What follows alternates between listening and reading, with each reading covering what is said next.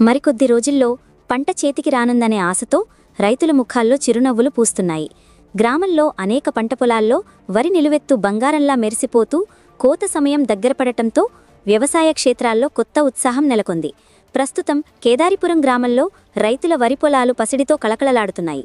సరైన వర్షపాతం, సమయానికి నీరు అందడం, పురుగుల బెడద లేకపోవడంతో పంట దిగుబడి ఈసారి మంచి స్థాయిలో ఉంటుందన్న నమ్మకం రైతుల్లో కనిపిస్తోంది. మరికొద్ది రోజుల్లో పంట కోత ప్రారంభం కానుండటంతో ఈసారి మంచి దిగుబడి వస్తుందనే ఆనందం అంతింత కాదు. గత సంవత్సరాలతో పోల్చుకుంటే ఈసారి పంట బాగుంటుందని తెలిపారు గ్రామస్తులు. అయితే ఇది నిన్నటి వరకు మాత్రమే. ఈరోజు ఉదయం నుండి వాతావరణంలో జరిగే మార్పులతో రైతులకు తెలియని భయం మొదలైంది.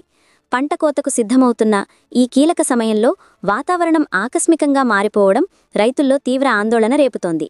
బంగారులాంటి పంట చేతికి వచ్చే ఈ సమయంలో వాన పడితే పెద్ద నష్టం తప్పదు. మరికొద్ది రోజులు వర్షం రాకుండా ఉంటే పంట సురక్షితం అని రైతులు చెబుతున్నారు.